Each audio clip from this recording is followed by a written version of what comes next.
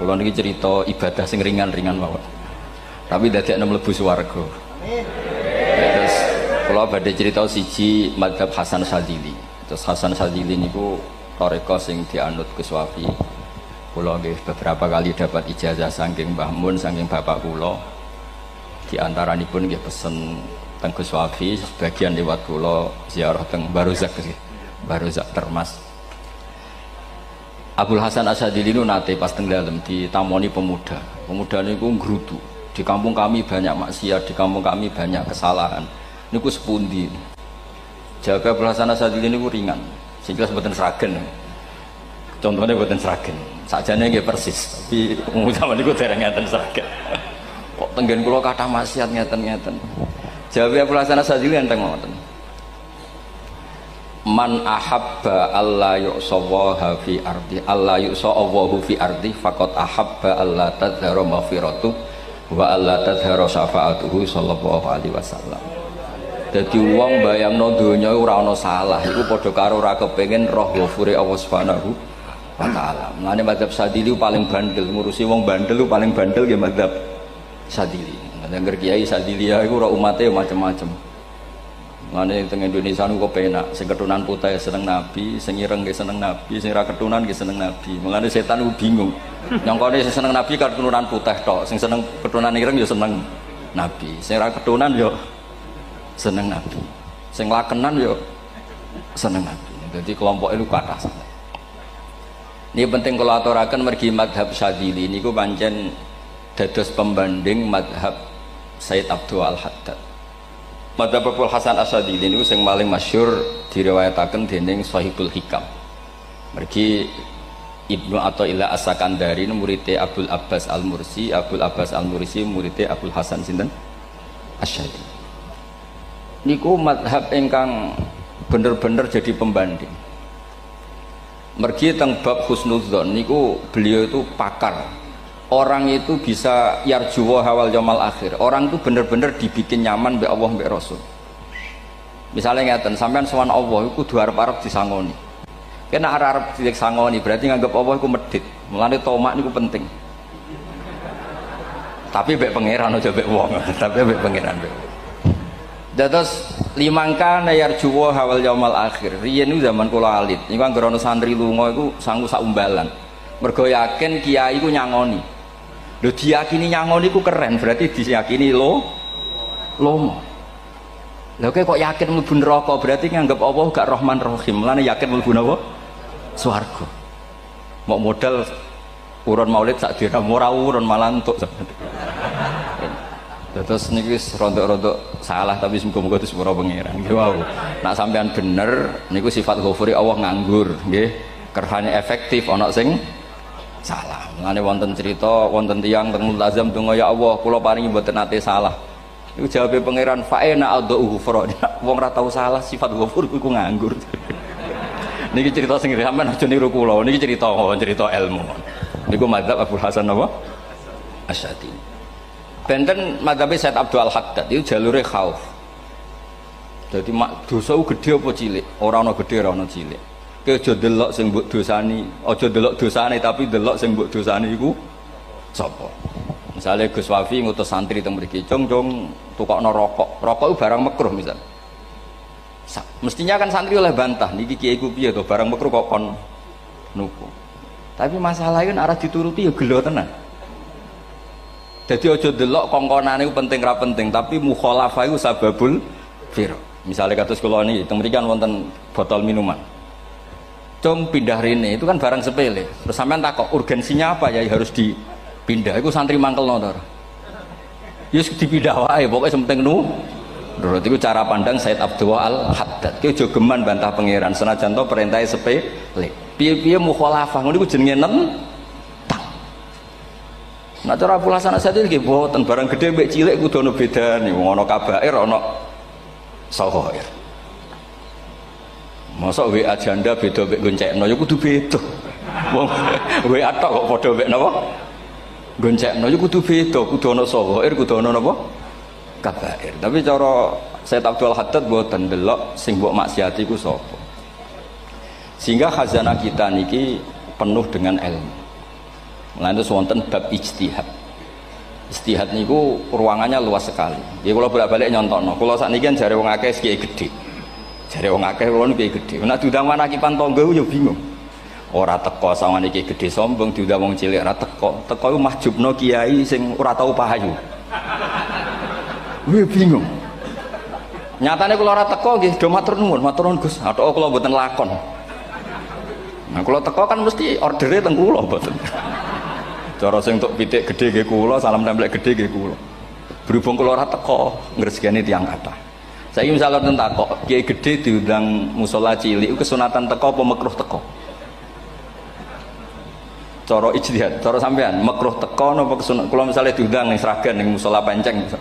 Kula niku sunat teko napa haram teko? Haram ya bener nggih haram ya. Setuju haram. Mergo mahjubno ya haram setuju. Itu ijtihad. Ijtihad itu ranahnya itu karena nggak bisa ditebak. Ijtihad itu nggak bisa ditebak. Kalau gak ada cerita kata tentang ijtihad, niki betapa umat Rasulullah umat sing bejo, pilihan-pilihan ijtihadnya dibenarkan. Masyhur tenggene cerita Bani Quraidah. Nabi ngendikan, engkau kue jogeman sholat asar kecuali sampai neng kampung Bani Quraidah. Ternyata kurang 2 kilo atau 3 kilo matahari itu mau terbenam. Sebagian sahabat sholat sebelum sampai Bani Quraidah karena takut sampai Bani Quraidah sudah kodok nopo asar. Sebagian tetap sholat di Bani Quraidah meskipun sudah kodok asar. Ketika lapor Nabi semuanya dibenarkan. Semenjak itu ada pintu sing darani pintu nopo ijtihad. Mulane kula bolak-balik cerita. Wonten kiai nak tangkok, "Jong kowe ngaji mek sapa? Ngaji kalian tiang niki." Kiaimu tahu nangis mboten? Lereni ngaji mek kiai ra iso nangis, berarti atine atos. Nak Abdul Hasan Asadili takoki, "Jong kowe ngaji mek kiai sapa? Kiai fulan." Tahu guyu mboten nate, lereni. Kiai ra iso syukur mbok jeni. Kiai ra iso syukur kok mbok jeni. Karena itu masalah ijtihad. Nggih, masalah napa? Ijtihad. Ijtihad itu polanya enggak jelas. Wonten kiai ora gelem mulang wedok nggih kathah, alasane wedi fitnah. Wong pancen iman pas-pasan mawon nembe wong ayu ya bingung. Tapi nak diwalik, nak kiai ora gelem mulang wong wedok, terus sing mulang wong fasik, to aliran sesat iku ya repot. Kowe ngrasa paling gak sesat. Ya sudah seperti itu masalah-masalah napa? Ijtihad. Nah, kalau tak cerita saat ini balik cerita tentang Burda. Burda nu nak ngelem Kanjeng Nabi. Niku pancen dielmoni tenan. Kalau niku Burda berjanji tiba niku setengah hafal. Pancen riyen mbah kula buyut-buyut kula niku pesene ken hafal tiba, hafal berjanji, hafal Burda. Wis mboten ngengken ngapal loh, tapi karena sering baca akhirnya hafal. Kalau beri beberapa contoh, ngelem niku nak mboten dielmoni itu kualitasnya tidak bagus. Tapi kalau dielmoni itu kualitasnya bagus. Kalau beri contoh begini. Saya itu kalau pidato atau khutbah atau ngaji, apalah terserah istilah jenengan atau ceramah. Biasanya kalau seneng istilah ngaji, niku mesti ikuti sing gampang mawon. Wa ala alihi wa sahbi ajmain. Ajmain itu kalimatun fariqah bainana wa bainas syiah. Fa innana nukrimu jami'as sahabat. Ajmain itu kalimatun fariqah, kalimat pembeda. Kita ahli sunnah wal jamaah akramu jami'as sahabat. Ada kelompok sing akramu sahabian wa ahanu sahabian akhir. Sehingga ajmain itu harus kita baca. Itu karena itu kalimatun fariqah, kalimat pembeda. Kata-katanya hanya ajmain. Begitu juga berjanji. Berjanji itu nak ngelem Nabi niku wa ba'du fa'aqul wa Muhammad bin Abdullah bin Abdul Muttalib wasmu Syaibatul Hamdi Humidat Hisaluhus Saniyah. Karena ketika Rasulullah memaklumatkan jadi Nabi itu problemnya itu nasabnya siapa? Orang-orang yang di Palestina, di Israel, di Yordan, di Syam kalau dulu. Itu alamatnya Nabi itu harus turunan Ibrahim. Ibrahim sementara orang Syam menurut pengetahuan orang-orang Yahudi Syam. Maka saya berjanji menunjukkan dulu kalau nasabnya Muhammad itu ini. Terus sampai warafuhu ilal khalili Ibrahimah. Terus ila dzabih Ismailan nisbatuhu wa muntama. Terus setelah itu terus beliau ngendikan wa adnanu bila raibin inda dzabil ulumin nasabiyah ila dzabih Ismailan nisbatuhu wa muntama. terus ketika berjanji di Karang itu sudah ada faham-faham yang seakan-akan babahnya Nabi itu ada masalah. Terus beliau ngendikan, ini Syaibatul Hamdi, Sayyid Abdul Muthalib itu orang yang ketika buka Ka'bah, buka Zam-Zam, saurip-uripnya muji pangeran. Terus banyak lagi wasumi'a fi sulbihin Nabi sallallahu alaihi wasallam dzakarallaha ta'ala walab. Mbah yang ini bahkan dengar ketika Nabi masih di punggungnya membaca tasbih. Terus sampai fa'azim bihi min ikdin ta'allaqat kawakibud durriyah wa kaifala wa sayyidul akramu sallallahu alaihi wasallam wasitatuhumun tak. Nabi itu orang suci, makanya harus lewat rahim yang suci, harus lewat bapak yang suci, mbah yang suci, sampai ila khalilir rahman Ibrahim alaihis salam. Makanya terus dinagumkan nasabun tahsibul ula bikhulau, terus tarokus sifaha falam yusibum aruhu min adami wa ila abihi wa ummihi. Karena kabeh sonal ismihi, semuanya itu untuk menjaga asmanya Nabi Muhammad sallallahu alaihi wasallam. Kemudian Burda membentuk itu dalam bentuk nazuman.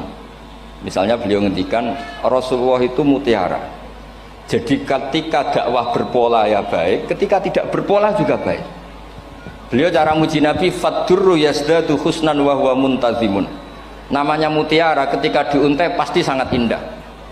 Tapi terus-terusannya itu wale sayang kusu qadran ghairu muntazimi. Tapi namanya mutiara, mbok berserakan pun tetap indah. Jadi unik. Berarti ketika beliau uji Nabi dakwah tertib pernah.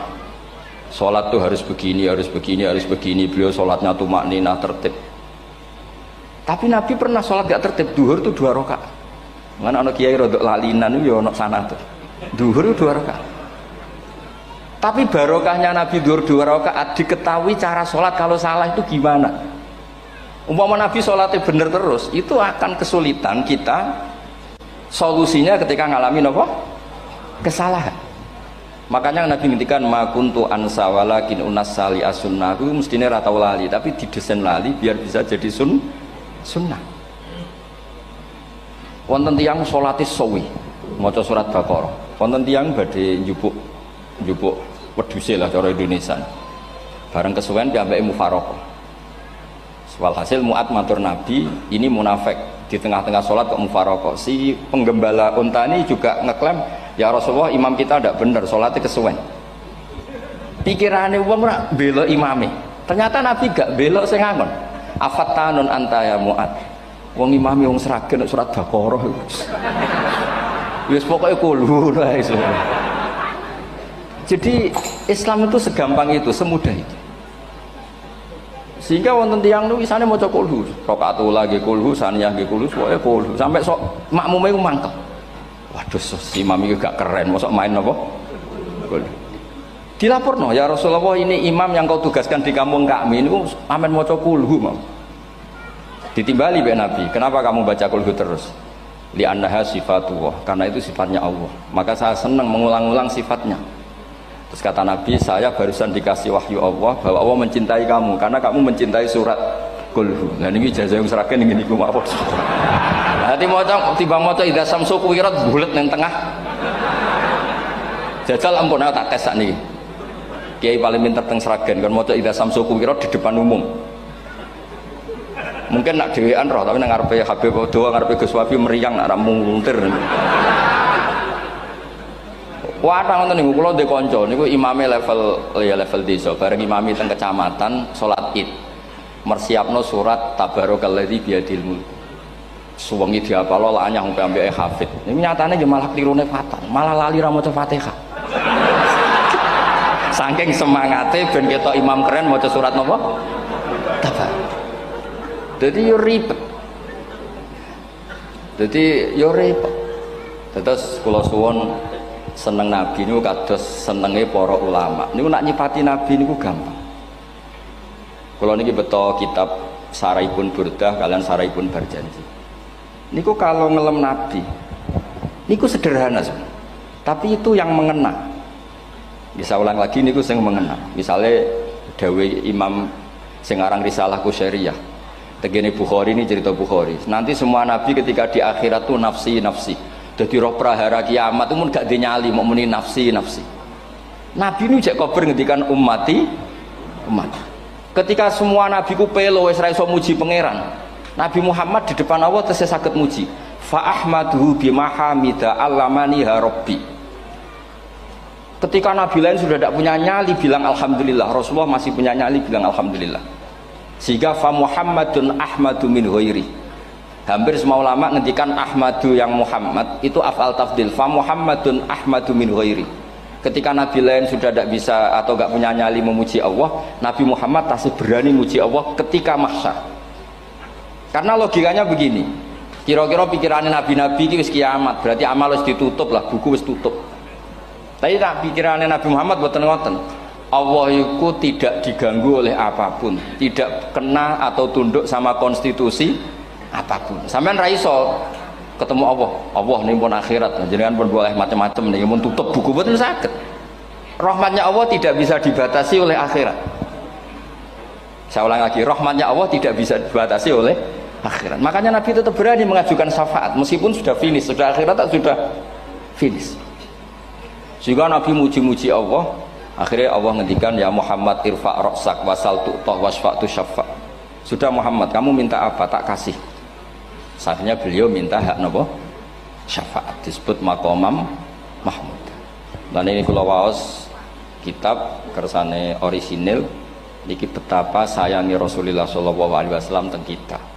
Ketika Nabi lain tidak punya nyali kecuali mikir dirinya sendiri, jadi aku punya ngendikan nafsi-nafsi, Nabi Muhammad kasih gada nyali ngendikan apa ummati. Itu bukti bahwa Nabi itu nggak pernah nggak mikir umatnya. Wala sawfa yu'tika rabbuka apa? Fatardu. Ini Nabi cek jawab, fawwah la ardo wa wahidun ummati finnar. Kalau engkau memberi saya sampai saya puas, maka saya tidak puas dan satu dari umatku masih menjadi ahli neraka. Ini kalau waos nak sampean orang nangis ya kebablas ya. Ini cerita betapa Rasulullah Shallallahu Alaihi Wasallam. Niki jarang tiang maos niki kalau waos kersane tambah mahabbat dengan Rasulullah Shallallahu Alaihi Wasallam. Dados niki kalau cerita ketika Rasulullah ketemu pangeran teng Sidratil Muntaha, niku diredaksekno burdah. Nggih, diredaksekno burdah fakhusta kulla fakharin ghaira mustarakin. Engkau mendapat kehormatan yang tidak tersaingi. Fakhusta kulla fakharin ghaira mustarakin. Jadi engkau mendapat kehormatan yang tidak akan tersaingi. Wajusta kulla maqamin ghaira mustahami. Atau wakhusta kulla maqamin ghaira mustahami. Dan engkau mendapat satu derajat yang enggak mungkin tersaingi. Mustaham itu enggak tersaingi lah. Walhasil ternyata derajat itu apa? Gini ku ketika Rasulullah ketemu Allah Ta'ala teng Sidratil Muntaha, niku Sayyidah Aisyah radhiyallahu anha tangklet, ya Rasulullah, mal ladzi auha ilaika rabbuk idz qala fa auha ila abdihi ma auha. Qala ya Aisyah aturidina anta alami ma la ya'lamuhu Jibril wala Mikail wala nabiyyun mursalun wala malakun muqarrabun. Aisyah, bagaimana mungkin kamu tanya sesuatu yang bahkan Jibril itu tidak tahu, Mikail itu tidak tahu, dan semua malaikat yang dekat maupun Nabi yang jadi Rasul semuanya tidak tahu hubungan saya, kedekatan saya dengan Allah membicarakan apa. Niku sing dimaksud burdah kaima tafuza biwaslin ayya mustatarin, wonten sing maca ayyi mustatarin anil uyuni wasirrin ayya muktatamin. Jadi Nabi ketika ketemu Allah di Sidratil Muntaha itu ada misteri yang hanya Nabi yang tahu. Nabi niki ibu-ibu harus bangga, Sayyidah Aisyah jenenge bojo wanita tangklet. Ambek Nabi itu sing ngeles.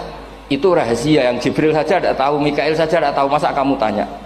Niki khase wong putri ini. Ya Aisyah, as'aluka bi Abi Bakrin ila ma a'lam tani. Gimana cara Jawa tak kadakno mertuamu nek gak gelem cerita. Terus kunane kuno niku nggih wong wedok niku saged ngancam niku.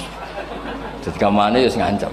Aku lapor bapakku, aku digo mulih sampean ra bojo kabare. Ya rada ribet jenengan ngadepi wong wedok niku ra diribet. Terus faqala akhirnya Nabi cerita, tapi ya tentu tidak semuanya diceritakan.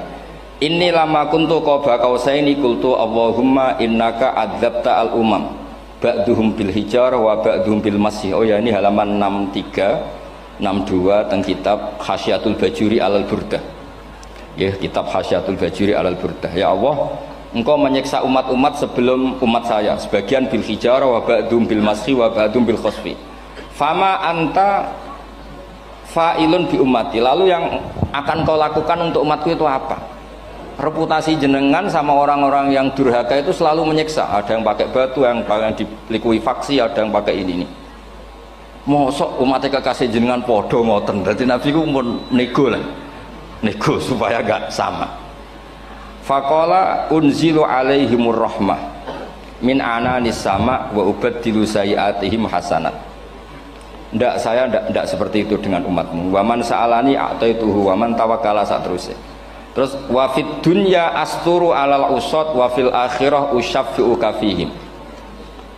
Orang-orang yang masih maksiat di dunia tak kasih hak tobat, dan nanti di akhirat tak kasih hak syafaat. Engkau tak kasih hak syafaat. Mulane ini penting dingertosi, bilih ukuran Nabi baik itu gampang nak sampean ngaji ngangge ilmu. Syafaati li ahlil kabair min ummati, sok syafaatku kanggo ngomong sing salah akeh.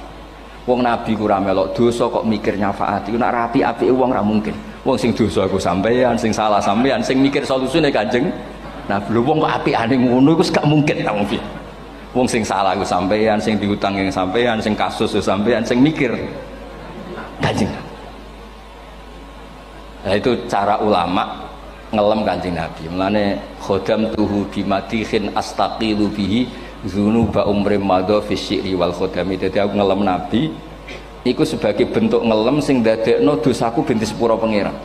Misalnya kita suka Alphard, muji Alphard, suka Innova, muji Innova, suka kebun, muji kebun. Sing ribet ku nak suka hewan, seneng kucing nggak ngelem kucing. Lho bareng ngelem Kanjeng Nabi kok ora iso. Mulane jare Burdah, aku iku ngelem apa tau iso, mosok aku ora tau ngelem Kanjeng Nabi. Makanya terus beliau hidupnya, kemampuan syairnya didedikasikan hanya nggo ngelem Kanjeng Nabi Muhammad sallallahu alaihi wasallam. Mulane terus ngendikan wa huli kholasi khairal multazim. Saya dedikasikan kecerdasan saya untuk ngelem Kanjeng dan Nabi, dan itu solusi terbaik. Lalu nak ngelem Kanjeng Nabi kadang kebablasan, sampai dikritik banyak ulama karena kebablasan. Gini masyhur beliau ngendikan wala yadi ka rasulullah jahu kabi idzal karimu tajalla bismi muntaqimi. Wonten naskah sing tahalla, dukan wau teng mriki diwaos napa tahalla napa tajalla Gusti. Tahalla ya. Wonten naskah tahalla wonten tajalla. Artosipun ngeten. Ya Allah, nabimu ini engkau gelari nabi yang ar-raufur rahim, sebagaimana yang sering disebut Habib Ali Al-Habsyi. Jika nabimu itu ar-raufur rahim, maka ketika engkau mau menyiksa saya dengan atas nama engkau al-muntaqim, zat yang tukang nyiksa, yang menyiksa, maka gelar engkau kepada nabi yang ar-raufur rahim itu kamu kemanakan? Jenengan kudu konsisten, terus kadung ngarani nabi jenengan raufur rahim. Maka sifat jenengan yang muntaqim jangan pakai dulu, karena saya ini umatnya Nabi yang kamu beri gelar Raufur Rahim. Paham tak jenengan? Maksudnya ya aja sida nyiksa wong kadung mbok arani Raufur Rahim. Dadi wala yadi ka rasulullahi jahu kabi idzal karimu tajalla tatahalla bismimun takim. Terus sekarang Burda jenenge Muhammad. Allah kadung janji wong sing jenenge Muhammad ora bakal disiksa. Sebetulnya maknanya ya Muhammad Sayyidul Anbiya nih. Tapi ketika ono panggilan Muhammad ke depan, Muhammad gak boleh disiksa. Jeneng kula nggih Muhammad. Dados Burdanu saking yakine ngendikan fa innali zimmatan minhu bi tasmiyati Muhammadan wa huwa afal khalqi biz zimman. Gusti jenengan kudu eling nami kula niku Muhammad. Wong sing jenenge Muhammad itu ora oleh disiksa.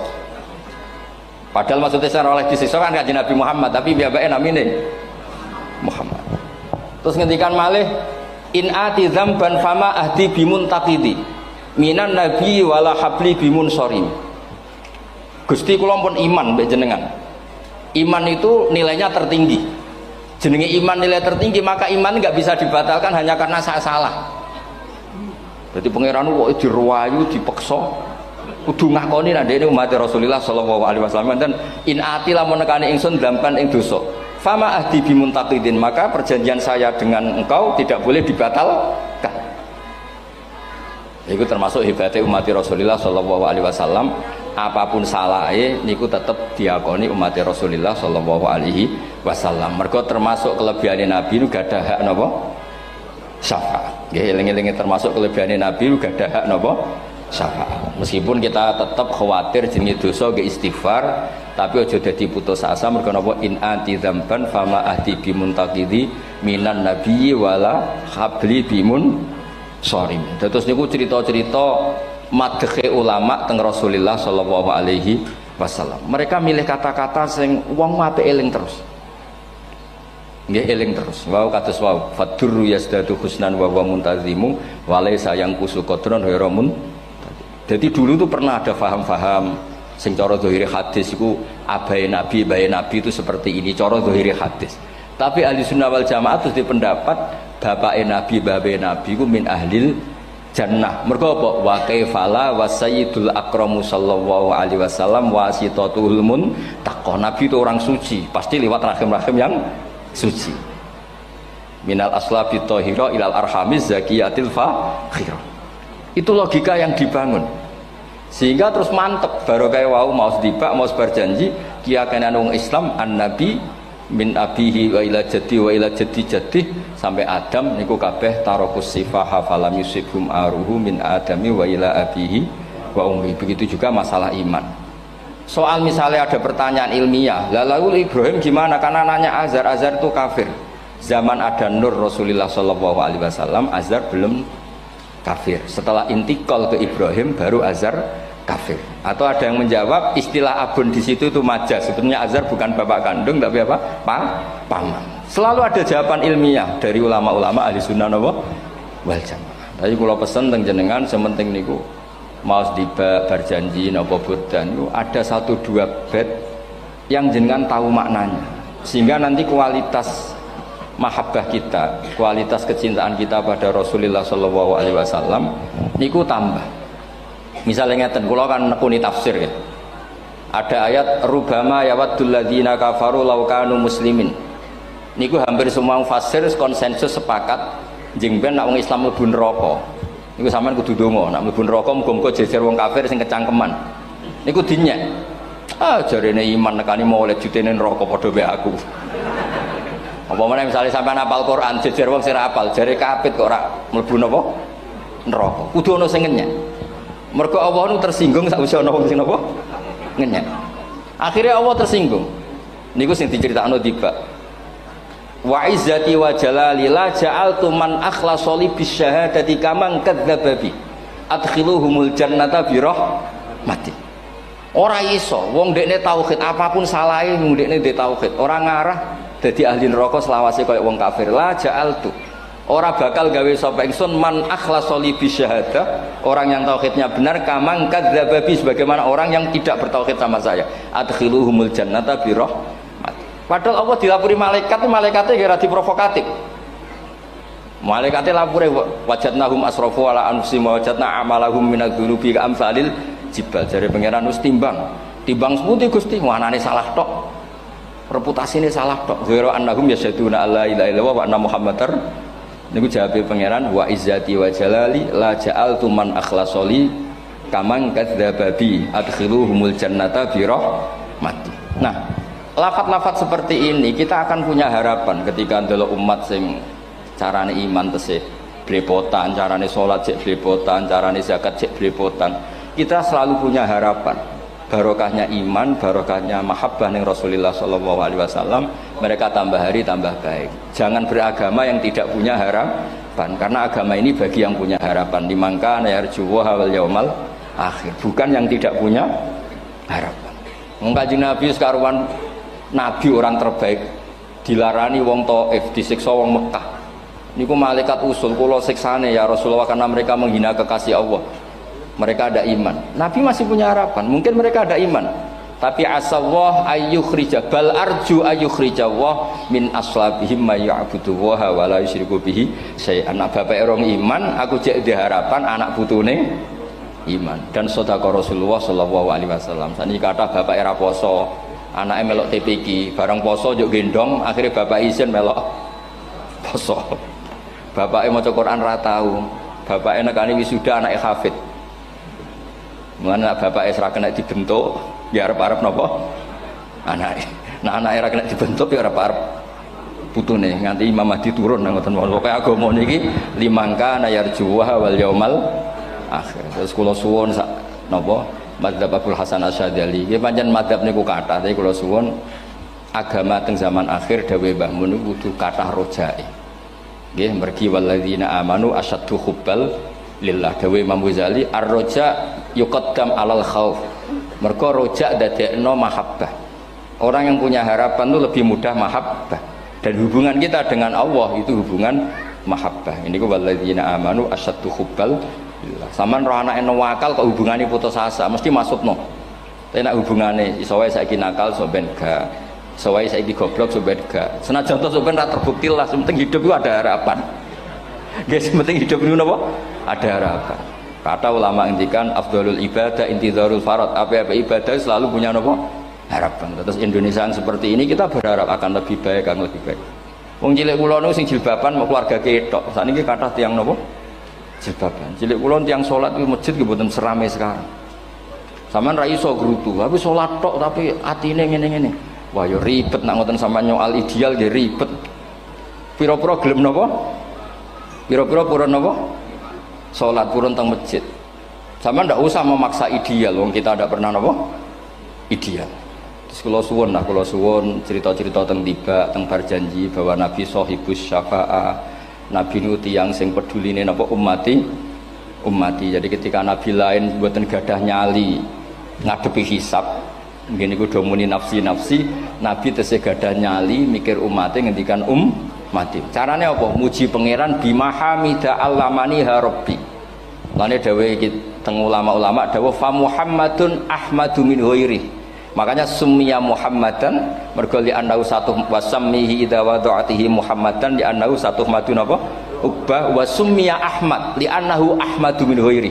Niku hampir semua ulama ngendikan ketika teng mahsyar semuanya nabi gak punya nyali untuk matur minta sama Allah mergo wis kiamat berarti wis finis. Nabi tesih gadah pikiran Allah itu tidak terhalangi oleh kiamat, Allah tidak terhalangi oleh akhirat, Allah tidak bisa dihalangi apapun.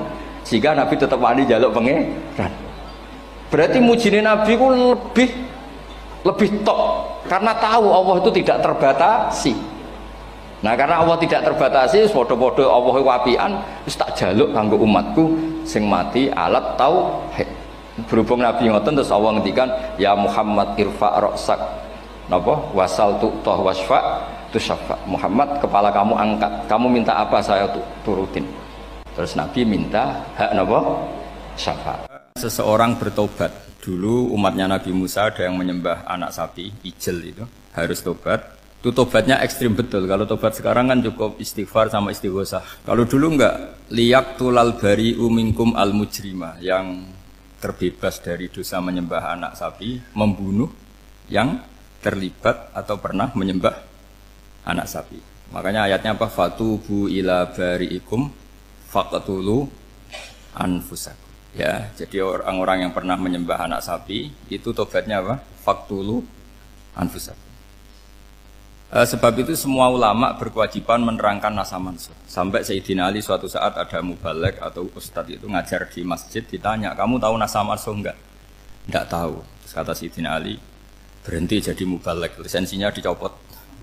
Dicopot, kemudian halakta wa ahlakta, kamu rusak juga merusak. Kenapa demikian? Logikanya begini, semua nabi itu kan panutan. Saya ulang lagi ya, semua nabi itu panutan. Tapi kalau kamu tidak tahu nasaman, so jangan-jangan kamu ikut nabi sebelum kamu, yang nasahnya itu syariatnya sudah apa?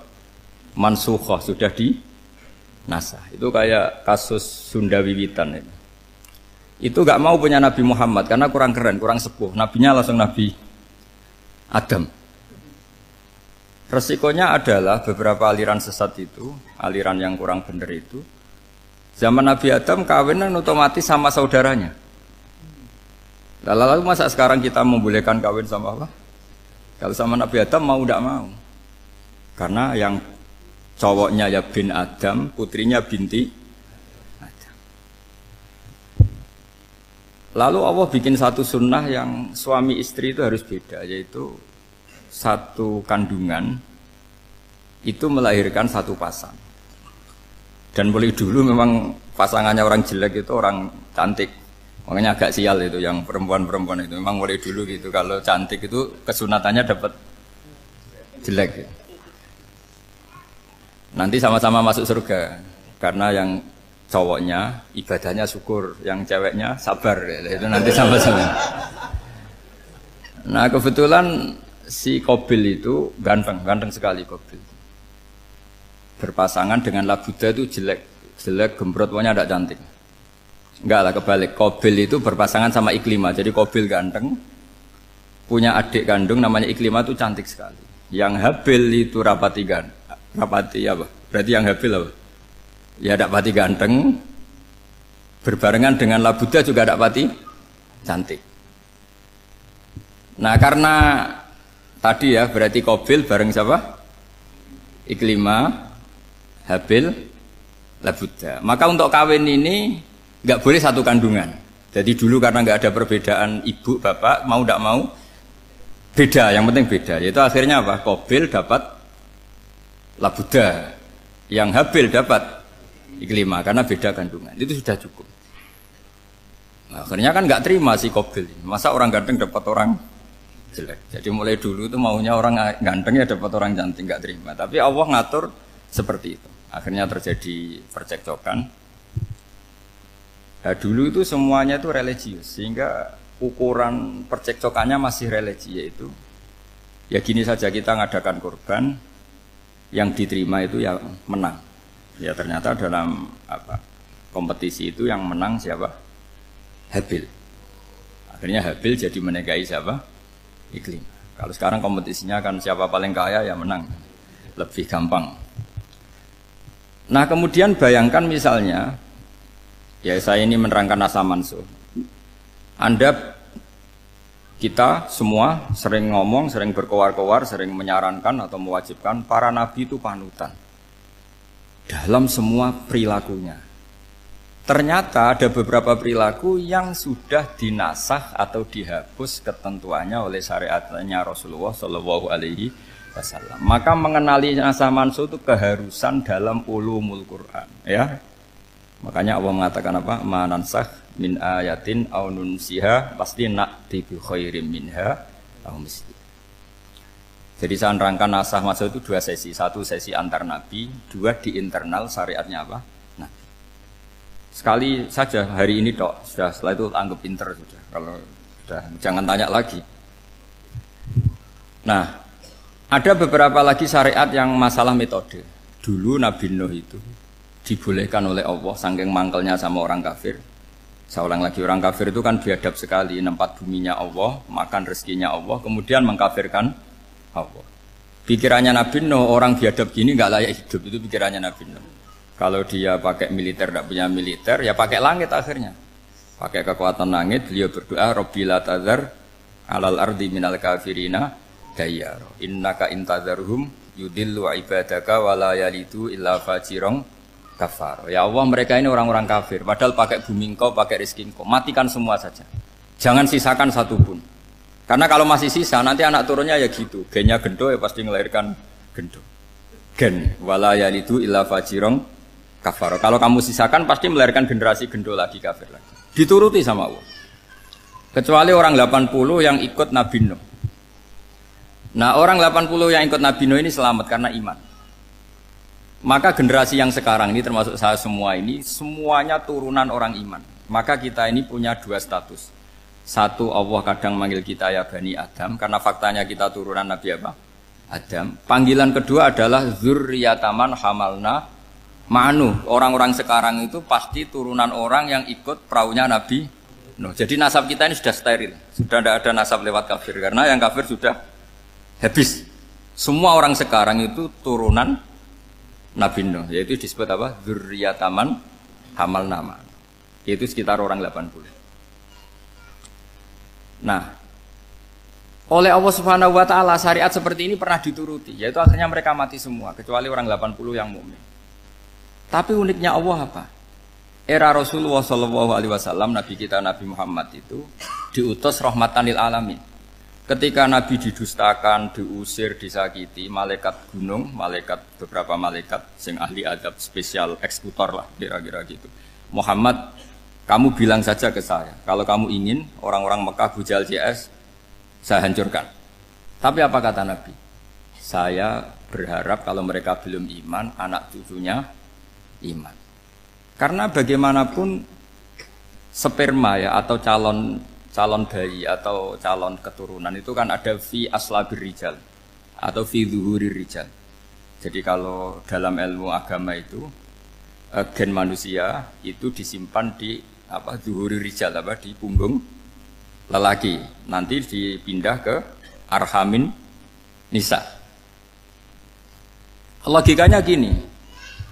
Ini dengerin ya. Logikanya gini, misalnya Abu Jahal. Abu Jahal itu di situ ada orang namanya Ikrimah. Itu anaknya Abu Jahal. Itu orang mukmin. Akhirnya ya jadi orang alim.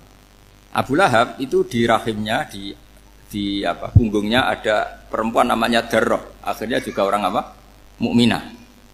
Saya berikan contoh. Khalid bin Walid itu anaknya Walid. Walid itu musuh besarnya Rasulullah. Tapi di punggungnya ada orang bernama Khalid. Ini dengerin. Nah di punggung ini kira-kira Allah sudah tahu apa belum? Jawabannya sudah tahu.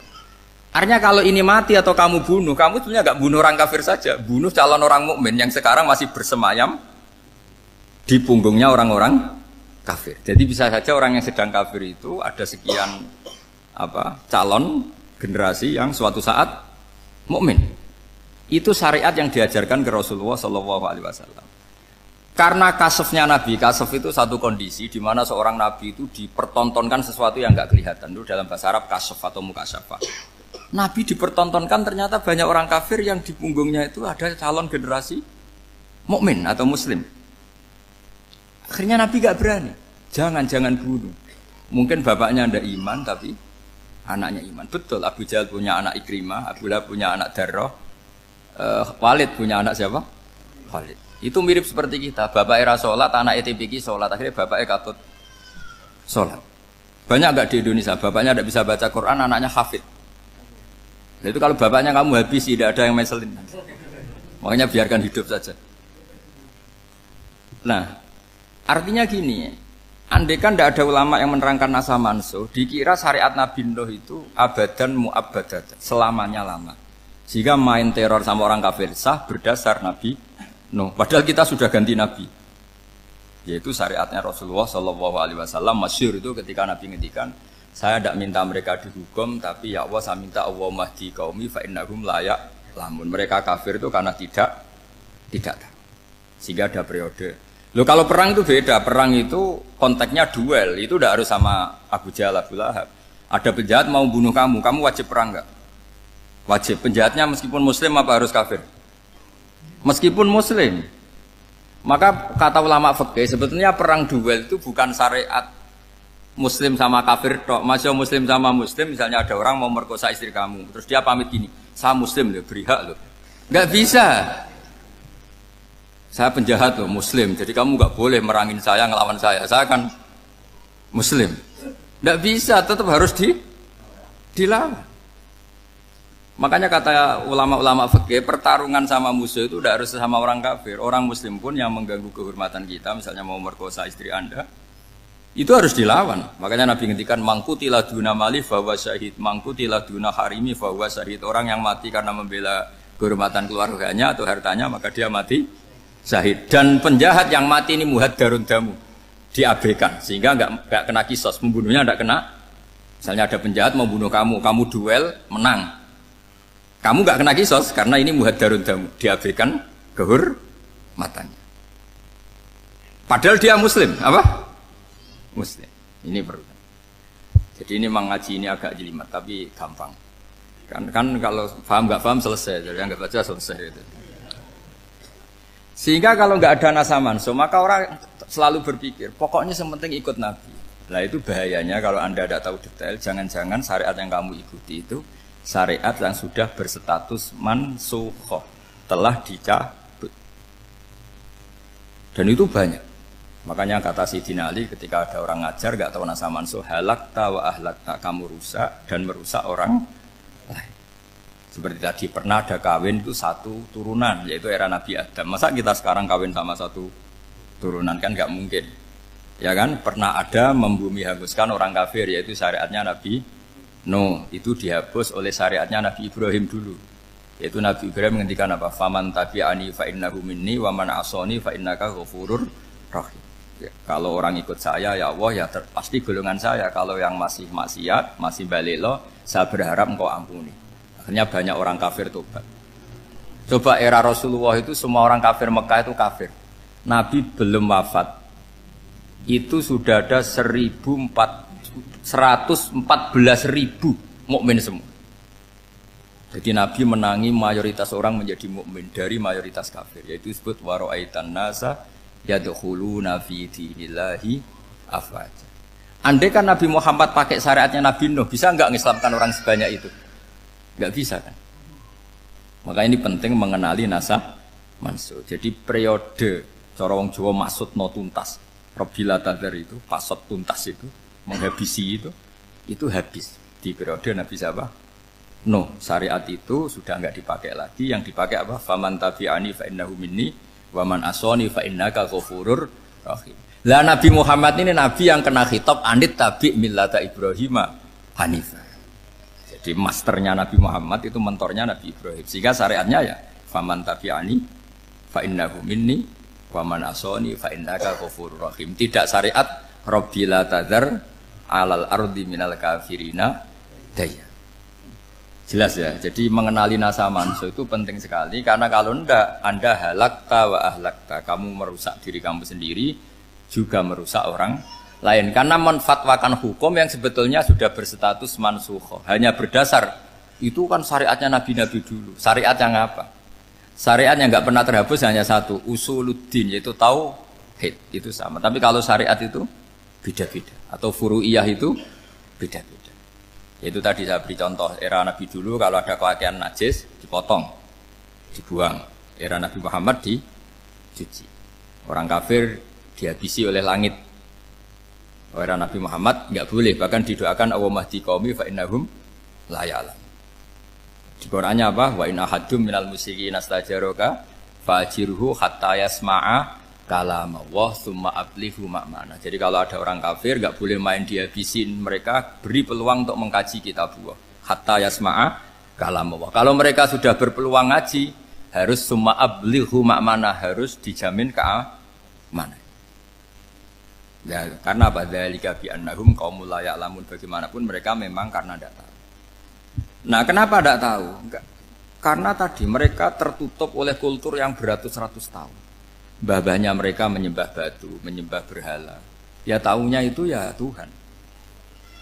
Bagaimana Anda bisa menjelaskan sesuatu yang sudah beratus-ratus tahun kan tidak gampang. Maka ada periode dimaklumi, apa?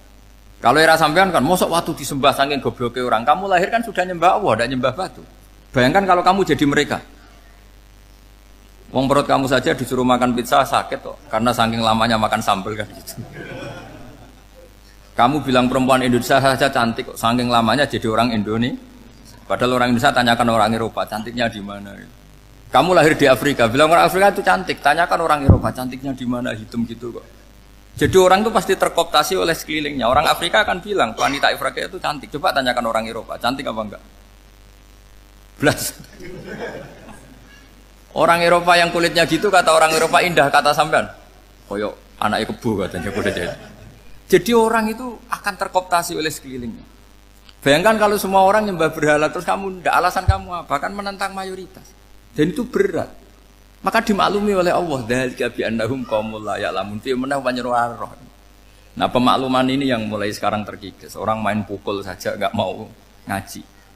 Enggak mau ngaji Quran secara kafah. Jadi fatwanya Islam kafah tapi ngajinya Quran enggak kafah. Ngambil 1-2 potongan ayat dipakai dalil. Jadi Islamnya inginnya kafah tapi ngajinya Quran enggak. Kalau kafah ya hafal 30 juz itu. Kalau mau ya, kalau mau kafah ya hafal berapa? 30.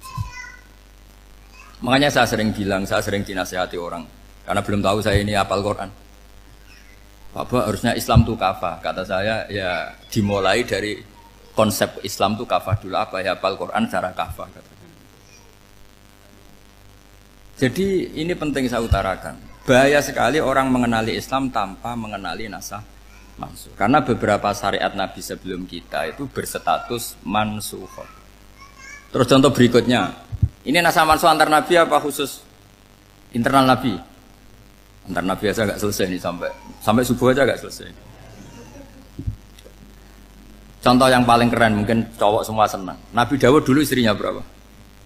99. Nah itu kalau masih halal itu kan berarti jenengan tuh punya istri berapa? Wah itu kan ngeri betul. Punya satu aja repotnya gitu apalagi berapa? Punya 99. Terus kamu bilang gini, ini kan syariatnya Nabi Dawud, Nabi kan bisa diikuti. Pernah ada periode di mana seperti itu boleh. Jadi makanya mau tidak mau ngenali nasah mansuh itu harus. Kalau enggak ya kamu masih berkeyakinan boleh beristri berapa? Nah ini penting saya utarakan. Makanya Sayyidina Ali itu kalau ngetes calon mubalek, kira-kira kalau Kemenak dulu inginnya apa? Sertifikasi apa? Mubalek. Itu tanyanya gitu. Ta'rifun an-nassa wal mansuh, kamu apa tahu nasa mansuh? La. Jawabnya Sayyidina Ali, halak tahu ahlak tahu, kamu orang yang rusak. Karena tadi takutnya ada syariat yang sudah mansukhoh dipakai. Itu tadi misalnya kita ini tidak umatnya Nabi Nuh, tapi pakai syarat Robbila tadar alal ardi minal kafirina. Terus ketiga begini, misteri manusia itu. Dan ini kita tidak pernah tahu sampai kiamat, tapi ini ilmu harus kita diskusikan. Misalnya saya ini namanya Bahauddin. Saya sekarang hidup sampai 2019 sekarang. Kan hanya Allah yang tahu berapa turunan saya sampai kiamat dan statusnya kayak apa. Donald Trump juga gitu. Donald Trump itu sekarang kafir, tapi kita tidak pernah tahu nanti turunan keberapa ada yang Muslim. Lah turunan yang calon Muslim ini diletakkan di mana kita tidak tahu. Yang jelas kalau kamu bunuh itu katut itu. Artinya gini, logika membiarkan orang kafir itu ya ada logikanya. Gitu. Logika membunuh karena mereka mau membunuh kita ya ada logika fikihnya, karena kalau kita ada membunuh dibunuh. Makanya semuanya hukum ini terus bergantung al-hukmu yaduru ma'ilatihi wujudan wa'adam. Di sini terus dipertemukan. Makanya semua nabi itu kalau yang namanya membunuh pasti pas perang saja, karena ini kondisi yang memang pilihannya hanya dua, kalau nggak dibunuh ya membunuh. Ada duel lah itu. Maka ini butuh kajian fikih dan orang nggak boleh subjektif dalam hal ini. Saya ulang lagi, tidak boleh subjektif. Karena tadi, orang yang kamu katakan sekarang misalnya Zaid, kamu itu bodoh sekali. Kenapa bodoh? Nggak hafal Quran, nggak pernah kuliah, nggak pernah ngaji. Ternyata Zaid ini bersemayam calon anak yang alim alama hafal Quran. Namanya Umar, tapi masih jadi sperma. Suatu saat Zaid itu punya anak alim alama. Kan banyak orang nggak bisa baca Quran punya anak hafid. Banyak nggak di Indonesia? Banyak nggak petani yang punya anak dekan? Petani punya anak dekan. Yang dekan punya anak naik kelas saja susahnya bukan main. Banyak kan? Nah ketika dibalik nanti ada dekan punya anak goblok, yang petani punya anak dekan pinter mana? Kita tidak pernah tahu. Makanya ini kan ya sudah, kalau nggak pernah tahu ya bilang saja wallahu alam, kan selesai. Daripada keminter keliru kan ada wallahu alam. Makanya cerita favorit guru saya, Kiai Haji Maimun Zubair itu punya apa namanya Kiai Zubair. Itu cerita favoritnya itu ada santri namanya Soleh. Soleh itu alim alama. Orang Madura itu cara berpikir kan kalau kiai saja alim seperti itu, apalagi bapaknya. Pas bapaknya main ke pondok, santrinya ada ribuan. Bapaknya main ke pondok itu, sholat itu ya nggak bener, nggak sesuai sunnah Rasul lah kira-kira gitu. Sudah sholat itu nggak bener, apa-apa nggak bener. Masih ditakwil sama santri Madura karena orang Madura itu kultus. Mungkin khilaf itu satu khusus, pokoknya perlakuan khusus. Suatu saat saking bodohnya orang itu, kenceng tuh pinggir musola. Wah ini nggak bisa ditakwil lagi, akhirnya nggak bisa ditakwil tuh nggak. Wah ini sudah nggak bener ini, nggak bener. Singkat cerita santri tadi nggak kuat matur ke kiainya, Pak Yai, jenengan sealim itu kok bapaknya segoblok itu. Kenapa? Ya, dia kenceng pinggir musola. Oh bapak saya tuh pinter sekali.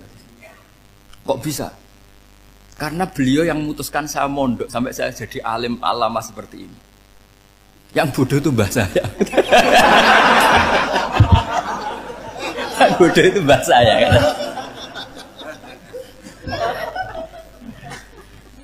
Artinya gini, sekarang misalnya Anda dekan, atau Anda rektor, atau Anda profesor, atau Anda kiai top, mubalek kondang.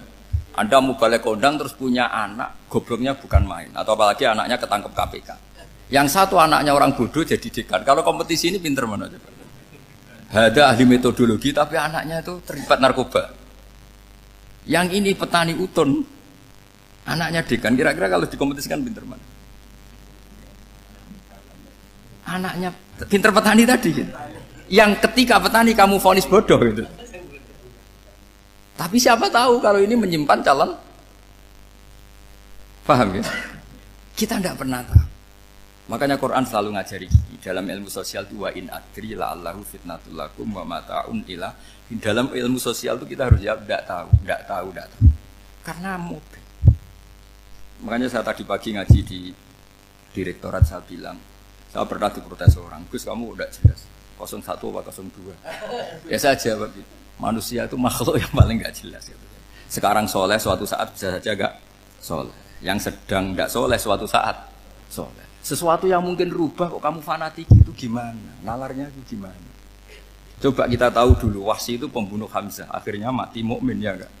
Padahal orang yang sangat dibenci Rasulullah karena membunuh Sayyid siapa? Hamzah.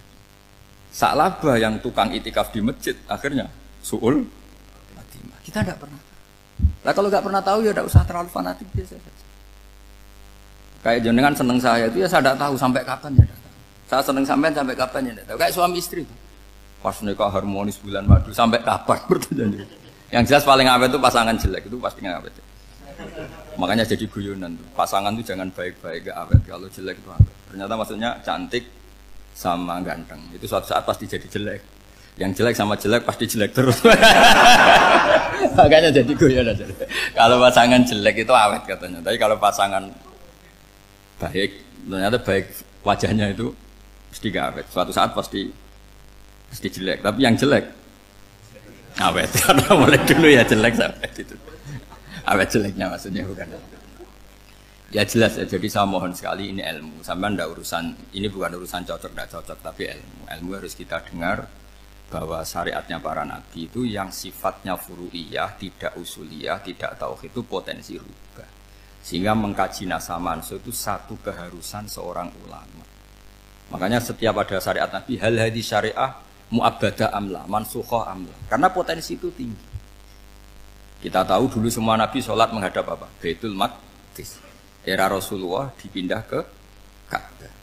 Tapi kalau kamu katakan total Baitul Maqdis ya tidak juga. Nabi Ibrahim mulai dulu madhabnya ke Ka'bah. Tapi kalau Nabi Musa ke Baitul Maqdis. Terus kamu bilang ini 01, 02 ya memang syariat jadi sesuatu yang furu'iyah. Nah, kenapa ini furu'iyah? Jawabannya sederhana. Ketika seseorang menghadap Ka'bah itu menghadap batu apa menghadap Allah? Allah. Ketika menghadap Baitul Maqdis hakikatnya menghadap Allah apa menghadap Baitul Maqdis? Allah. Maka menghadap Ka'bah itu sebenarnya masalah furu'iyah. Yang masalah usuliyah adalah inni wajjahtu wajhiya lilladzi fataras samawati wal ardh. Yang permanen adalah menghadap Allah Subhanahu wa taala. Cuma secara prosedur syariatnya secara zahir menghadap Ka'bah. Maka potensi rubah karena ternyata itu furu'iyah. Untuk kiblatnya itu furu'iyah. Yang permanen adalah menghadap ke Allah Subhanahu wa taala. Ini pentingnya. Jadi terus sekarang masih antar nabi apa di internal nabi? Ini sudah mau selesai waktunya, sudah habis ini. Internal. Ini sudah selesai ini sudah pas ini. Mohon Pak Andi. Wah. Jam sudah sampai mana tadi? Diteruskan apa enggak? Sudah ya, sudah kayaknya sudah. Biar kelihatan cerdas terus. Sekali pertemuan sudah pinter gitu. Berapa? Setengah jam sudah pinter. Yang internal nabi apa antar nabi? Internal ya, sudah sekarang ke internal. Kalau internal lebih banyak lagi contohnya. Yang masyhur tentu masalah Baitul Maqdis. Dulu Rasulullah pernah sholat menghadap Baitul Maqdis 16 bulan. Berapa? 16 bulan, kila 17. Pokoknya khilafnya hanya 16 dan 17. Kalau ada bilang 10 bulan berarti gak pernah ngaji. Khilafnya, karena khilafnya itu hanya 17 sama 16. Akhirnya sama Allah diminta, disuruh menghadap ke Ka'bah. Saya ulang lagi, itu tetap masalah antar nabi sebetulnya. Begini, makom itu kalau dalam bahasa Arab bukan kuburan. Kalau di Indonesia kan makomnya Sunan Bonang itu kan kuburan. Kalau makom dalam bahasa Arab itu sesuatu yang pernah dipakai singgah itu namanya apa? Makom. Lalu Rasulullah itu pertama di Medina itu madhab Baitul Maqdis itu 16 bulan. Orang Yahudi senangnya bukan main. Sampai mereka bilang gini, Muhammad tuh gaya-gaya nantok punya agama baru, tapi kiblatnya ikut kita. Baguslah anak itu katanya, masih tahu diri katanya. Bagus katanya itu masih tahu diri. Jadi senangnya bukan main orang Yahudi, karena kiblatnya Muhammad sama dengan mereka. Ya tentu mereka jangkar Muhammad, bukan Sayyidina Muhammad atau Rasul Muhammad, karena mereka masih gak iman. Nabi itu ya agak tersiksa, karena beliau secara gen turunan Nabi Ibrahim dan kiblatnya Ibrahim itu Ka'bah. Agak tersiksa tapi sami'na wa ata'na tetap madhab ke Baitul Maqdis berapa? 16 bulan. Suatu saat Nabi Muhammad itu disuruh madhab Ka'bah. Ini dengerin. Akhirnya madhab ke Ka'bah. Apa yang terjadi? Orang Yahudi komentar gini, Muhammad itu gimana? Dia di perantauan rindu sama keluarganya, terus rindunya itu diaplikasikan jadi perilaku agama. Jadi dia madhab Ka'bah dianggap kangen. Kayak saya kan orang Rembang. Rembang itu apanya Jogja? Timurnya apa? Nggak, Jakarta itu mana Jakarta itu? Barat sana ya. Ibaratnya saya orang Jakarta, terus merantau di Jogja. Dulu kiblatnya itu menghadap ke timur, terus ketika madhab ke barat kata sampean, wah itu padunya kangen apa? Keluarga. Juga kurang ajar orang Yahudi. Jadi orang Yahudi itu memang paling pinter bully. Makanya kalau sampean tukang bully itu ya agak-agak, ya enggak. Saya tidak ngomong agak ya pokoknya agak-agak. Ya. Pinter bully orang Yahudi. Makanya nggak ada orang debat sepinter orang Yahudi. Yang bisa ngalahkan hanya Tuhan itu. Orang Yahudi yang bisa ngalahkan hanya Tuhan. Sayyidina Ali orang paling terkenal cerdas. Itu kalau sama orang Yahudi itu pusing. Karena ya apa logikanya itu. Saya beri sekian contoh. Ada orang Yahudi tanya gini, Muhammad, kalau kambing mati itu yang bunuh siapa? Ya Allah, mati langsung itu.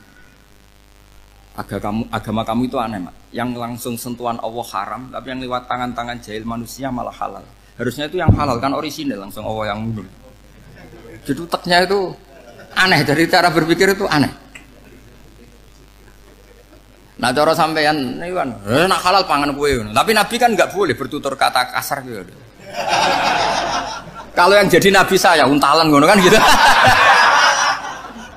Tapi Nabi kan nggak boleh kasar. Jadi Nabi itu problem karena nggak boleh apa? Kasar. Kalau kita kan gampang, wis nak halal untalan kan selesai, Pak. Tapi Nabi nggak boleh kasar gitu. Jadi enak jadi nggak Nabi, nggak sampean itu kan enak. Mau keliru ya pantas, mau apa saja pantas. Karena kan nggak panutan. Kalau Nabi nggak bisa. Meluruskan kebenaran itu harus tetap sesuai akhlak. Ya jadi agak kerepotan. Makanya punya Umar alhamdulillah ada yang nggak perlu aturan gitu. Jadi enak. Jadi ya itu memang aturannya harus itu. Coba Nabi itu perang tapi nggak boleh bunuh. Kayak apa susahnya? Beliau jadi sasaran tembak tapi nggak boleh bunuh. Kalau sahabat kan enak, duel, relax, santai, bisa tarung. Kalau Nabi nggak boleh. Makanya Nabi meskipun ikut perang terus nggak ada sejarah orang yang dibunuh. Ya, hanya satu peristiwa itu pun dibaca orang kafir, ditangkis Nabi, pedangnya kembali ke dia mati. Tapi nggak ada yang Nabi. Karena Nabi kalau pembunuh nanti itu terus kayak pendekar kan susah juga punya Nabi kok. Habis perang saya Nabi tanya, Muhammad habis serang berapa? 1000. Ya repot juga punya Nabi mantan apa? Pembunuh meskipun yang dibunuh orang kafir, tapi kan kayak apa ya? Fitrah manusia itu akan menolak kepemimpinan orang yang gitulah pokoknya nggak bisa diterangkan itu. Makanya Nabi itu nggak pernah bunuh meskipun kayak apa musuhnya tapi nggak pernah bunuh.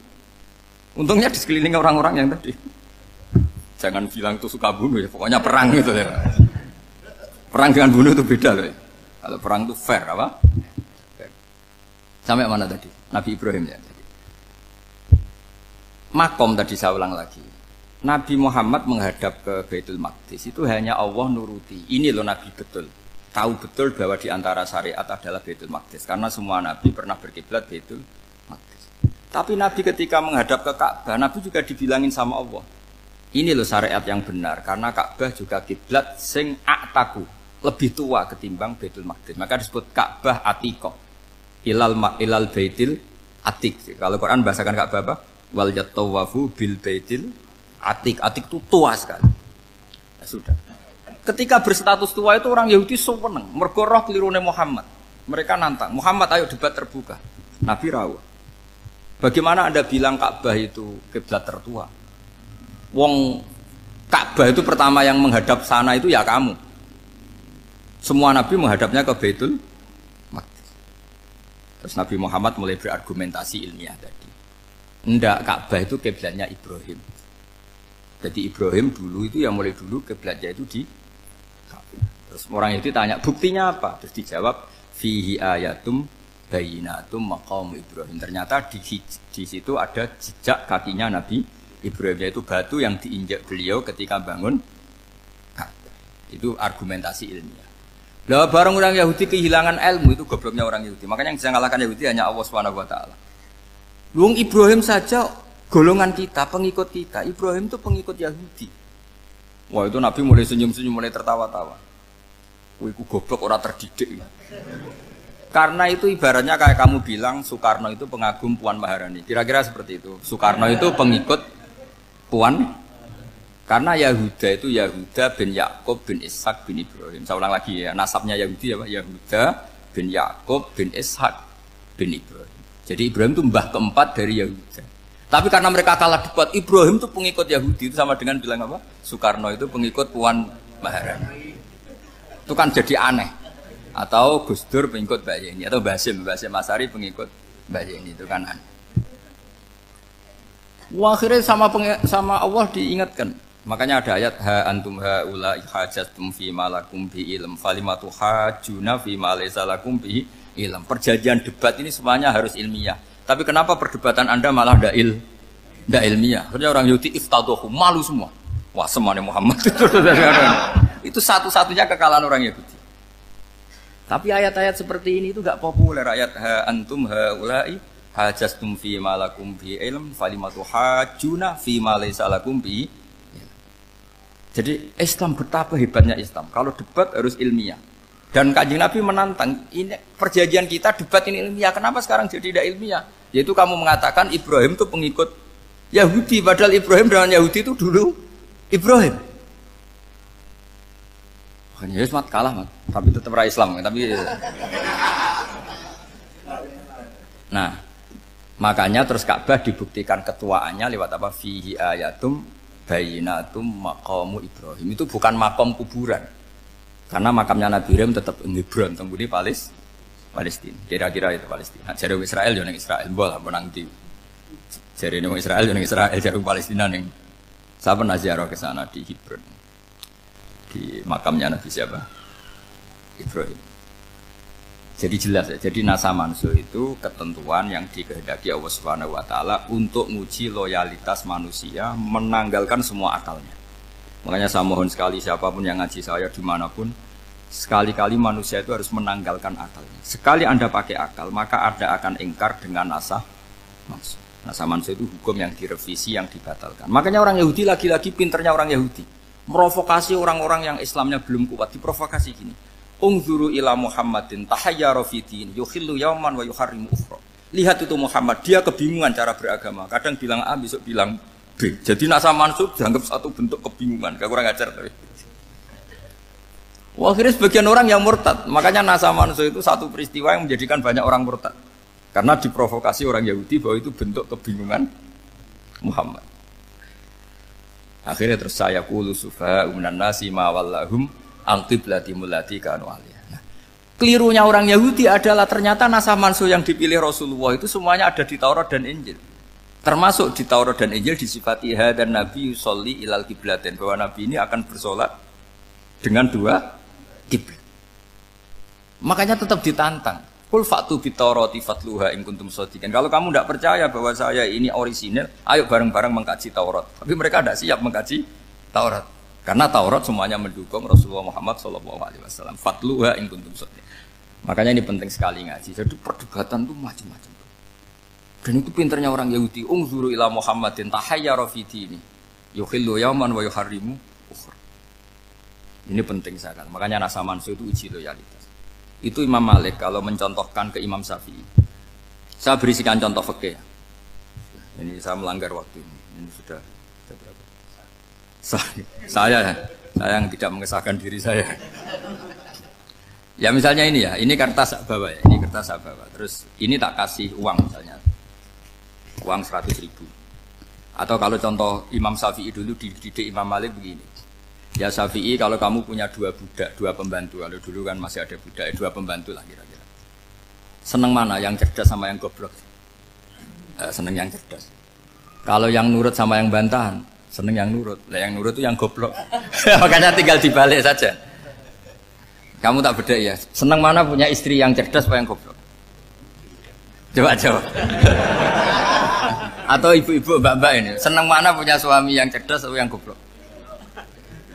Kalau cerdas gak bisa diakali. Tapi goblok nurut tapi ya kadang sini-sini kan dengan sini.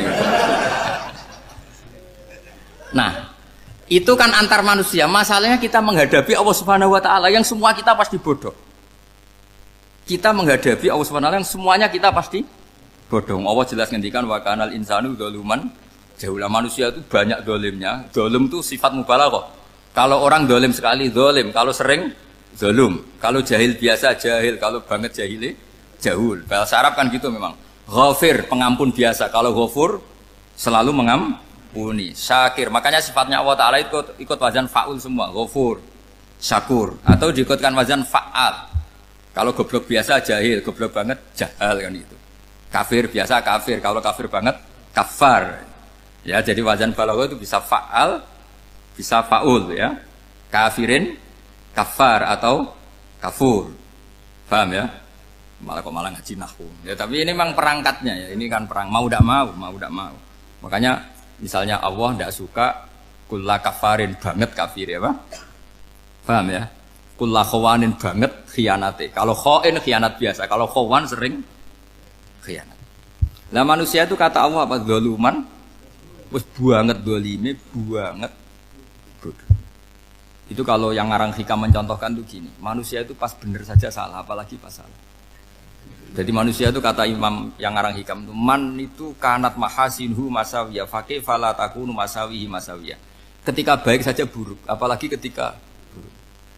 Coba kalau ada orang dermawan sama teman-temannya, tanyakan istrinya, duit dihambur-hambur, disikno konco ngalono bojo. Mesti gitu. Teman yang sering silaturahim ke teman-temannya, kata temannya baik, senang silaturahim, tanyakan istrinya, oh meninggali wong. Jadi manusia pas baik saja ada buruknya, apalagi pas buruk. Makanya dulu bapak saya ngajarin saya istiqomah ya apik ya, tapi kadang-kadang nak keterusan itu ora istiqomah ngangkangi orang dia tidak punya kesempatan. Misalnya ada imam masjid ngimami terus sampai tua sampai mau mati, itu istiqomah apa tidak memberi peluang yang lain? Tidak jawab aja. Jadi itu manusia. Jadi pas baik saja buruk, apalagi pas buruk. Kayak saya gini di sini ngajar baik, tapi saya ada tidak sopannya harus di atas. Padahal banyak orang sepuh, ada Pak On, ada beberapa yang kan terpaksa nggak sopan. Tapi sama yang nyuruh, berarti sama yang dosa. Kemarin-kemarin saya minta di bawah supaya ganjaran saya utuh. Ini gara-gara begini ganjaran saya ini agak terkredit apa terdebat itu karena itu. Saya teruskan. Jadi manusia itu punya sisi itu karena manusia itu dzalum dan apa jahul. Wa kanal insanu dzaluman. Problemnya ini ngadepi Allah yang selalu pinter, yang kita selalu bodoh. Misalnya gini, kamu ditanya Allah. Ini contohnya Imam Malik. Ikla hadi sokhroh fa inna tahtaha dhahaban. Coba bongkahan batu itu kamu angkat, di bawahnya ada emas. Lalu budak yang pinter berlogika, oh disuruh buka itu karena ada emas toh. Berlogika. Kalau budak yang goblok enggak, ya disuruh ya diangkat saja. Ada emas apa enggak karena perintah ya diangkat. Yang satu nurut karena perintah, yang satu nurut karena ada emas, ada sesuatu. Logikanya suatu saat Tuhan tuh hanya bilang gini tok, ikla hadis sokhroh, batu itu angkat. Yang nurut yang goblok permanen tadi kan langsung ngangkat. Yang pinter, ini ada apa lagi Gusti kok harus diangkat? Ya gak ada apa-apa, nyuruh saja kata Allah gitu. Oh ada bisa, sesuatu harus ada alasannya. Itu kira-kira mangkel loh Pak? Oh mangkel. Nah, logikanya manusia seperti itu. Makanya dua murid pinter, di rakyat pinter, presiden ya susah mesti demo. Goblok ya susah sini-sini uang. Ini kan nggak ada pilihan. Memang manusia itu nggak ada pilihan. Nah sekarang masalahnya gini di fikih ini saya kembali lagi ke fikih. Pertanyaannya secara fikih begini. Misalnya iddah. Iddah itu seorang perempuan ditinggal mati suaminya atau ditinggal atau cerai. Itu kan ada namanya apa? Iddah. Iddah itu memastikan apa tujuannya? Memastikan rahim itu steril dari mani atau sperma zaut awal. Supaya nanti kalau dinikah orang lain tidak terjadi ikhtilatul nasab. Oke, berarti iddah kita beri argumentasi secara ilmiah li baro'atir rohmi. Jadi misalnya Zaid menceraikan istrinya Sri dalam keadaan masih bisa haid. Iddahnya 3 kali masa suci. Wal mutallaqatu yatarabbasna bi anfusina salah satu guru. Lalu karena secara teori medis kalau haid berarti bukti tidak hamil. Apalagi kalau haidnya terulang-ulang sampai 3 kali pasti tidak hamil. Sehingga kalau nanti dinikahi orang lain pasti kalau ada anak ya anaknya zaud sani atau zaud kedua. Berarti alasan iddah li baro'atir rohmi. Oke, kita sok pinter, sok bijak. Pertanyaannya adalah sekarang sudah baru 1 bulan suaminya di Malaysia nggak pernah ngumpuli. Dicek di medis juga berbukti tidak hamil. Apakah boleh tanpa iddah? Semua ulama mengatakan tidak boleh. Tapi ini kan rahimnya jelas bersih. Ya karena iddah itu nuruti perintah pangeran. Pokoknya tetap iddah. 3 kali masa suci. 3 kali masa suci atau masa haid. Itu ada perdebatan ulama. Tapi kan ini terbukti bersih Gus. Meskipun terbukti bersih kata Allah harus iddah 3 bulan atau berapa? Kira-kira 3 bulan 4 bulan ya tetap harus iddah. Kowe milih mana? Sok pinter, Gusti. Berhubung ini, pangeran mbok terangno gitu. Berhubung. Jadi Tuhan apa mbok wari? Berhubung Gusti. Ini jelas steril dari sperma zaud awal. Enggak usah iddah Gusti. Sama aja kamu disuruh majikan kamu ikhla hadis sakhra. Berhubung enggak ada apa-apa, enggak usah ya. Kira-kira mangkel ndak budak yang seperti itu? Mangkel. Maka dibutuhkan kebodohan dalam beragama. Betul itu memang. Makanya Nabi itu unik. Pernah bilang itu gini. Aksaru ahlil jannah al-buhu. Aki-aki penduduk swarga itu al-buhu. Wong goblok-goblok. Maksudnya goblok yang jenis ini. Bukan goblok betulan. Maksudnya goblok jenis ini itu ya tetap pinter. Tapi pinternya dibuang. Pura-pura goblok demi sami'na. Jadi saya misalnya kok pinter. Pinter dan goblok tadi. Sekaligus. Pinter dan goblok. Ya bah ikhla hadis sakhra fa inna tahta hadaban. Tak angkat karena saya tahu di bawah ada emas. Tapi di hati saya sajane ya mergo perintah. Suatu saat kok disuruh Allah ikhla hadis sakhra, perintah ya tak angkat. Ya sudah. Jadi ya pinter ya goblok. Saya tahu namanya perintahnya Allah pasti ada hikmahnya. Hikmahnya iddah adalah li baro'atir rohmi. Tapi hikmahnya jadi kawula adalah nurut perintah Allah, cek tahu alasannya maupun tidak. Lah di sini ada illatul hukmi untuk membangun kecerdasan, tapi ada loyalitas untuk membangun ubudi. Ya, bahwa kita ini kawula roh tetap loyal. Makanya tadi pagi saya cerita Sayyidina Umar. Sayyidina Umar kayak apa cerdasnya? Tapi tetap ubudiyah. Yaitu Rasulullah SAW sering dibully orang kafir. Muhammad itu gaya-gaya nantok. Wong ra oleh nyembah berhala, ra oleh nyembah watu, jebule ini nyembah Hajar Aswad. Karena dilihat dari jauh kan tetap nyium Hajar Aswad. Coba kalau kamu lihat dari jauh, kamu sujud dari jauh kan kayak sujud sama batu. Makanya Sayyidina Umar karena orang kafir masih cara berpikir gitu, tiap nyium Hajar Aswad itu komentar gedumel itu. Alim tu annaka hajarun la tadurru wa la tanfa. Walau la anni ra'aitu Rasulullah qabbalaka ma qabbal. Aku roh nak ke watu, ya ramandoroti ramanfaati. Kalau saja saya tidak melihat Nabi nyium kamu, saya tidak sudi nyium kamu. Jadi tidak berdoa, doa mustajab itu tidak berutuh. Karena apa? Umar tahu ini masalah secara tauhid. Kalau saya doa di depan Hajar Aswad nanti dikira syirik karena berdoa di depan batu. Tapi kalau saya tidak nyium, nyulayani sunnah Rasul, yaitu nyium Hajar, wis tengah-tengah nyium sambil gerutu, itu sudah kompromi. Ya nyium tapi gerutu. Kayak apa? Makanya ya cerdas tapi ya goblok tadi ya cerdas. Itu uniknya Rasulullah. Jadi muji orang pintar ya sudah langit. Tapi Nabi pernah dalam satu hadis mengatakan aksaru ahlil jannah al-bulhu. Aki-aki penduduk swarga itu orang bodoh. Artinya orang bodoh itu bukan bodoh betulan. Kan? Dia meninggalkan akalnya demi loyalitas ubudiyah. Nah, untuk menutup sesi ini terakhir betul tak tutup selain ini selesai. Untuk menutup itu bukti begini, perang Badar itu perang yang nggak mungkin dimenangkan umat Islam karena orang kafir itu 1000 dengan pasukan full dengan peralatan perang full. Rasulullah itu tahun kedua Hijriah itu pasukannya hanya 313. Itu pun pedang itu untuk orang 5 itu hanya ada pedang 1. Jadi kalau mau dibaca orang sih kamu nyileh pedangnya aku. Itu kan nggak kebayang perang dalam keadaan seperti itu. Jadi mesti kalah, orang kok mungkin kalah mesti. Tapi Nabi tetap bilang, saya ini disuruh Allah perang, ya harus berangkat. Yaitu perang Badar. Kata para sahabat, ya Rasulullah ini nggak masuk akal, sudah nggak usah perang, ini nggak masuk akal, mau setor nyawa. Sudah gitu dadaan, nggak ada persiapan. Lucunya apa? Sahabat itu ketika Nabi tetap berangkat. La akhrujanna walau waqti. Nabi menginginkan saya tetap berangkat meskipun sendi. Setelah Nabi berangkat sekian meter, tuh sahabat ikut semua. Kata Nabi, lah kamu kok ikut? Ya ikut saja. Kata kamu mesti kalah. Ya anggap saja setor nyawa. Demi loyalitas pada jenengan. Itu makanya nggak ada periode sebaik periode sahabat. Tapi yang gerutunya jalan. Karena gerutu ini bawaan ilmiah. Makanya kita loyal sama presiden. Tapi yang nggak cocok ya gerutunya jalan. Tapi bawaan mencintai Indonesia tetap jaga stabilitas. Itu bawaan cinta Indonesia, bukan cinta pejabatnya kadang. Gerutunya jalan. Tapi bawaan loyal sama Indonesia tetap mengaku. Bawaan loyal sama Rasulullah tetap ikut perang. Bawaan akal karena nggak masuk akal ya gerutu. Dan itu uniknya Quran itu mengapresiasi itu dan dianggap nggak masalah. Saya bacakan ayatnya. Kama akhrajaka rabbuka min baitika bil haqq wa inna fariqam minal mu'minina lakarihun yujadilunaka fil haqqi ba'dama tabayyana ka'annama yusaquna ilal mauti wa hum yanzurun. Peristiwa Badar ada peristiwa kamu itu keluar untuk perang. Sahabat kamu ngikuti, tapi mereka lakarihun, enggak senang sebetulnya.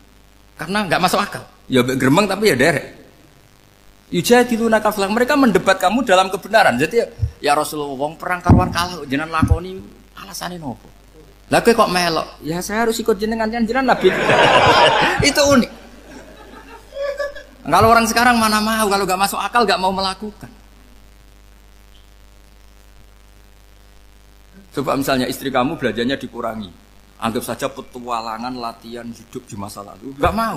Padahal petualangan itu hal yang indah. Petualangan itu kan hal yang indah. Kan gak mau.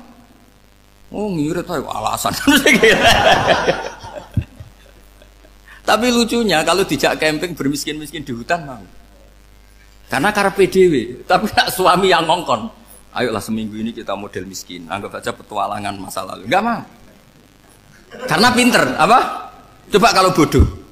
Ya ngono ya rapopo Mas. Tapi resikonya nak bodoh, pas kamu sakit ya dibiarin. Karena dia melihat sakit kan biasa, namanya manusia. Makanya ini pilihannya susah, hidup itu malah susah makanya ini. Jadi uniknya Quran gitu. Quran itu membolehkan psikologi manusia. Makanya Allah ngendikan kutiba alaikumul qital wa huwa kurhul lakum. Ya saya tahu kamu tidak suka perang. Allah yang ngakui bahwa kurhul enggak apa-apa. Tapi ketidaksenangan kita harus dilawan demi mengikuti Allah dan misalnya perempuan Allah juga gitu. Wa ashiruhunna bil ma'ruf. Gauli istri kamu muamalah secara baik. Kata Allah fa in karihtumuhunna fasa antakrahu syai'a wa ja'alallahu fi khairan katsira. Mungkin ada watak yang kamu tidak suka, tapi di situ ada kebaikan. Allah ngaku yang namanya suami mesti ada watak yang enggak suka dari istrinya. Juga sebaliknya lebih banyak lagi yang suami istri kamu tidak suka watak kamu. Juga enggak suka hidung kamu, wajah kamu banyak lah enggak disuka. Tapi demi kestabilan negara suami istri ini, mereka loyal, justru itu bagus. Maka jagalah ilmu, juga jagalah loyalitas. Itu yang perlu saya utarakan. Jadi makanya agama ini dibangun dua. Satu kecerdasan hikmah, yaitu ya al-hukmu ya duru ma'ilati wujudan wa adaman. Tapi juga ada ubudiyah, bahwa agama ini milik Allah. Maka sami'na wa ata'na. Karena begini logikanya, saya ulang lagi masalah batu. Iqla hadis sokhro fa inna tahta hadaban. Terus saya angkat. Pembantu saya ngangkat. Dia saya gaji atas nama apa? Nurut kan? Atas nama menemukan emas apa atas nama nurut? Nurut, karena emas itu juga penemuan saya, milik saya. Ngangkat batu yang nggak ada emasnya juga atas nama nurut. Jadi rapot yang saya berikan ke pembantu saya itu tentang nurut dan tidak nurut. Saya kan tidak peduli dengan cerdas dan tidak cerdas. Itu kan tidak sesuatu yang menguntungkan saya. Nah Allah juga gitu. Kecerdasan kamu, pinter kamu itu tidak menguntungkan Allah Subhanahu wa Ta'ala. Karena Allah itu tidak butuh pinter kamu, cerdas kamu. Allah hanya butuh mental ubudiyah kamu. Makanya Allah mensifati nabinya hanya subhanalladzi asra bi abdihi, karena status tertinggi manusia adalah sifat kehambaan. Makanya ya Tuhan nafsul mutmainnah irji'i ila rabbiki radiyatan mardiyah fadkhuli fi ibadi. Berstatuslah sebagai hamba baru wadkhuli jannah. Nah kalau kamu berstatus hamba ya harus baik, gak usah kalian bantah. Coba kalau kamu rasional, ya Allah kenapa bikin surga nanti-nanti? Engkau kan bikin sekarang, ngapain repot-repot nanti? Jadi kacau semua agama. Makanya yang perlu didahulukan adalah status ya Tuhan nafsul mutmainnah irji'i ila rabbiki radiyatan mardiyah fadkhuli fi ibadi. Masuklah berstatus sebagai hamba saya. Khasnya hamba tadi ya cerdas karena semua yang diperintahkan Allah pasti ada hikmahnya. Tapi kecerdasan ini kadang kita tinggalkan demi loyalitas ubudiyah. Kalau terangno generasi nabi kersane gampang. Nggih, nabi pertama rasul niku Nuh. Nak mbok hitung nggih Adam. Nggih, nak mbok hitung kabeh napa Adam. Tapi sing masyhur kula terangno urut nggih kersane nak manani Quran gampang hum Adamun terus Idrisu Nuhun Huduma Soleh wa Ibrahimu kullu mutabak. Ibrahim nomor 7. Berarti Adam hum Adam Idris Nuh Hud, Soleh, sinten? Adam Soleh, hum Adamun Idris Soleh wa Ibrahimu, Lot nggih. Lot wa Ibrahimu bareng. Dhisik pundi? Pokoke bareng. Nabi Lot niku nak ngundang Ibrahimu paman. Terus Ibnul Khol, napa wae paman keng ibuke Nabi Ibrahim. Pernah ponaan, Khol itu ponaan saking pinten? Ibu. Berarti Ibrahim nomor 6 nggih, utawi Lot nomor pinten? 6. Hum Adamun Idrisu Nuhun Huduma Soleh wa Ibrahimu kullum muttaba Lutun wa Ismailu. Ishaqu kada Yaqubu Yusufu. Niki penting kula aturaken terus kesepakatan tiyang Nasrani bahkan orang Yahudi. Nabi Musa niku mbek Nabi Ibrahim senior Nabi sinten? Ibrahim. Tapi wong utek wis kadung kualik, wis kadung keliru. Wong Yahudi nak nganggep Nabi Musa iku segala-galane, nabi sentral, nabi induk. Mulane wong Yahudi niku uripe teng Madinah riyen. Teng pundi? Madinah. Eleng-eleng. Tangganan mbek tiang-tiang Ansor. Iku wong Yahudi nak sumpah walladzi ikhtara Musa alal bariyah, demi zat sing milih Musa ngalahno wong saalam dunya. Wong Islam ora trimo walladzi ikhtara Muhammadan alal bariyah, demi zat sing milih Muhammad ngalahno wong sak dunya. Akhire jotosan. Mulane ki aja gedeng wong Yahudi nemen-nemen. Kok awal ana jotosan perkara nabi niku wong Islam mbek wong napa Yahudi. Barang jotos-jotosan niku hikmahe gedhe niku. Dia niku terus wong Kanjeng Nabi dawuhe ngaten, Nabi ku yo piye, pancen Nabi ora kena diwarai, supaya Nabi.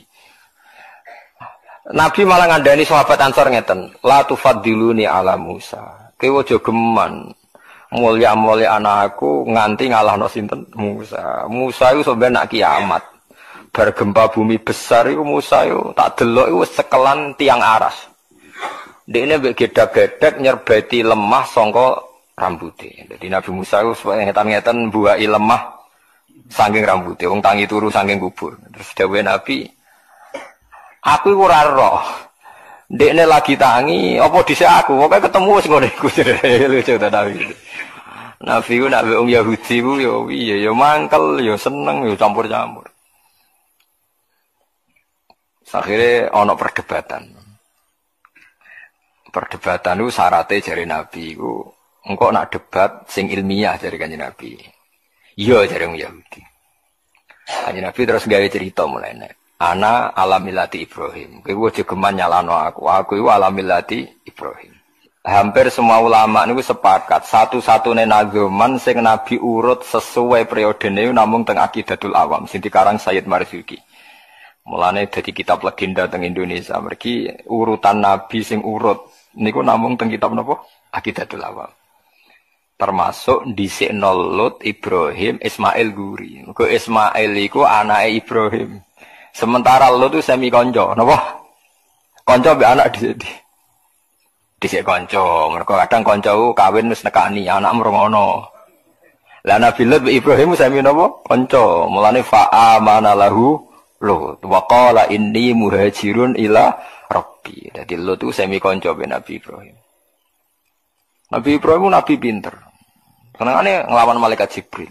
Jadi mulai dhisik Nabi ku mbek Jibril bantah-bantah. Terus era mursyid itu wong bantah ora oleh. Riyen biasa bantah-bantah. Mpun nggih kula terangno ya. Terus tiang Yahudi niku mbek Nabi Muhammad ora oleh dinyek. Akhirnya orang Yahudi ku keterucut keliru. Musa saking hebatnya, Ibrahimnya pengikut Musa. Lah iku ketok gobloke. Mulane dinyak Quran ya ahlal kitab.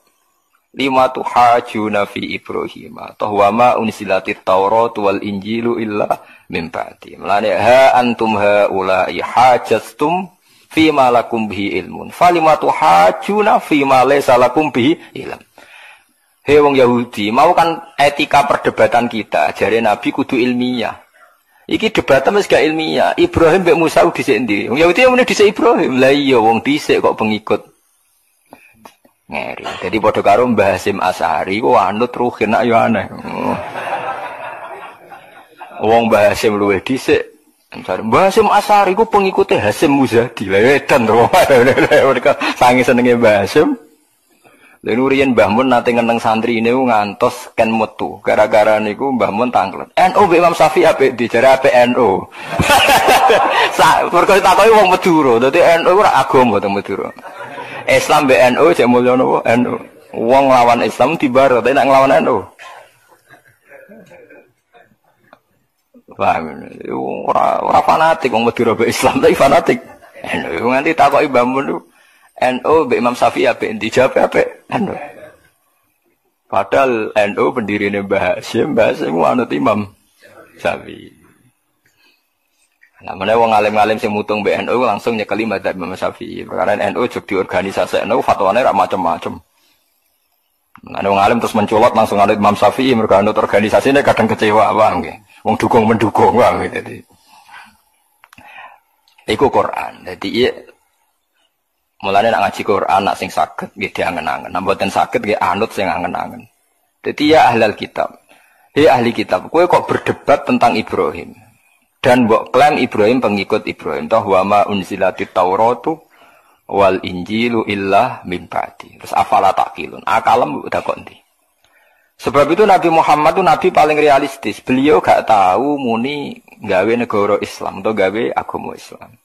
Beliau berkali-kali ngendikan kul ma kuntu bid'am minar rusul. Aku iku ora rasul sing bid'ah. Mergo aku mau anut Ibrahim. Iku Kanjeng Nabi. Mulane umate niru aja sampai keterucut. Matku iku gawe Islam ora gawe Islam aku mau anut Ibrahim.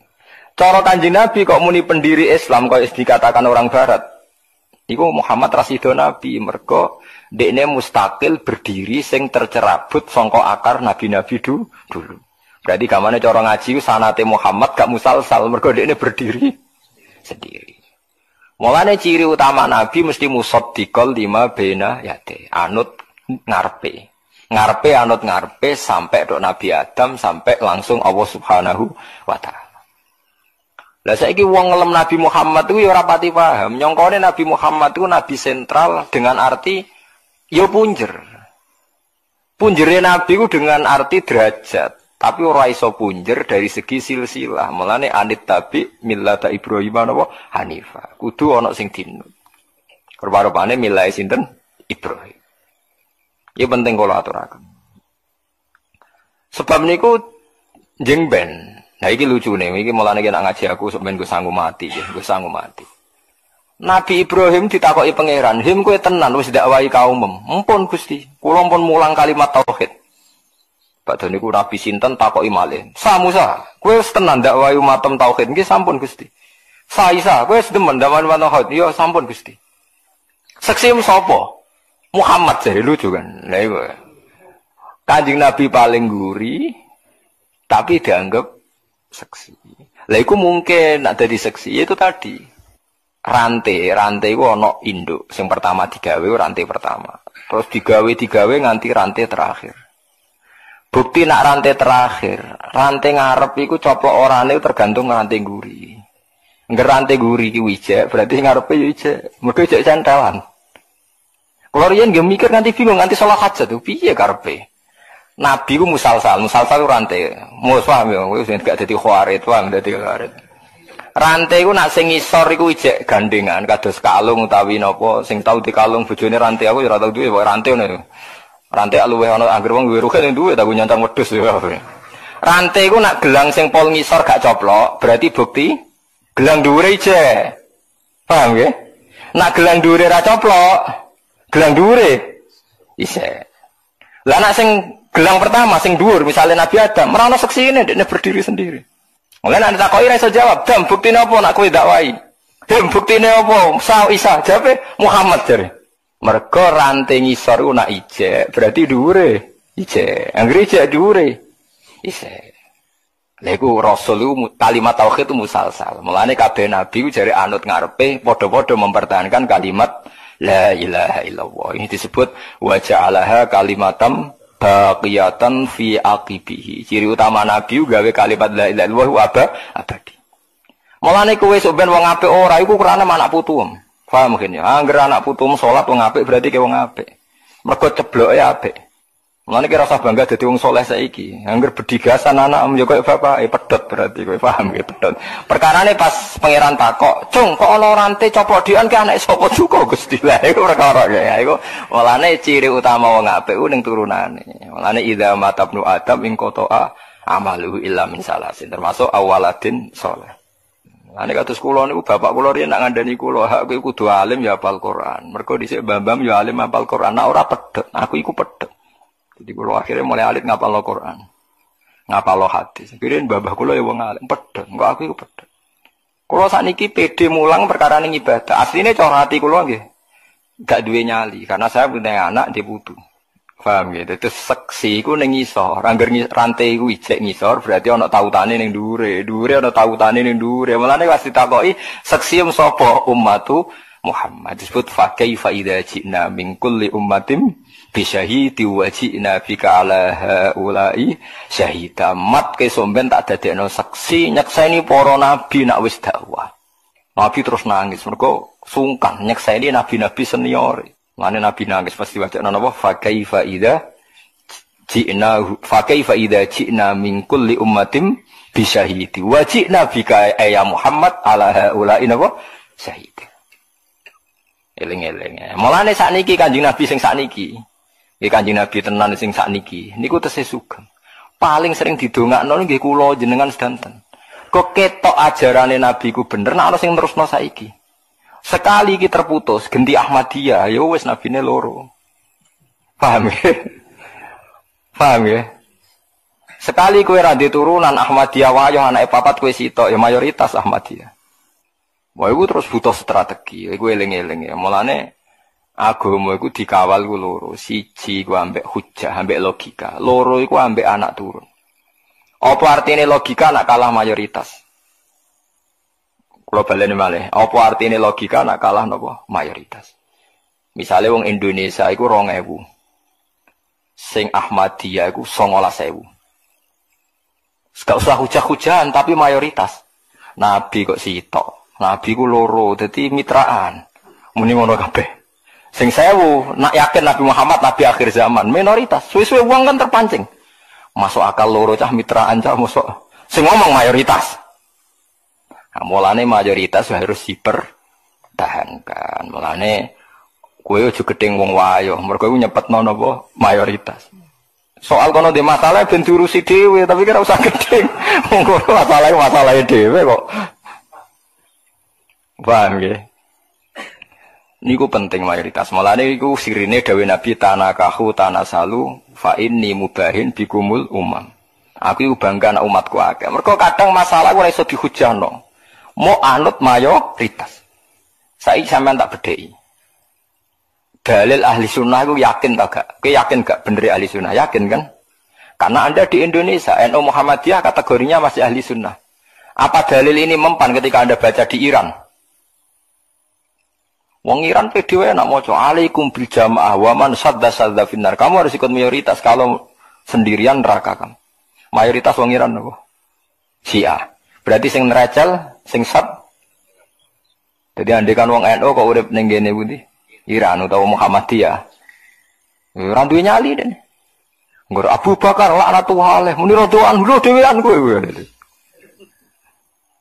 Lagi mulane pentingnya, jadi kadang wong pertarungan itu orang nganggo hujah tapi nganggo jumlah populasi, ya jumlah nopo populasi. Lagi sing ra diduweni wong saleh-saleh. Wong saleh ku paling goblok orang duwe perhitungan.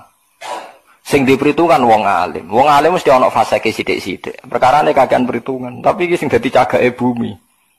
Ane wong nak ngenyek wong alim ku kena racune wong alim. Ke wong alim sing paling roh perhitungan sesuai sunahe pangeran. Senajan to kadang rontok fasik. Lah wong soleh mau klunak-kluno nek ora roh perhitungan, ngerti-ngerti mati.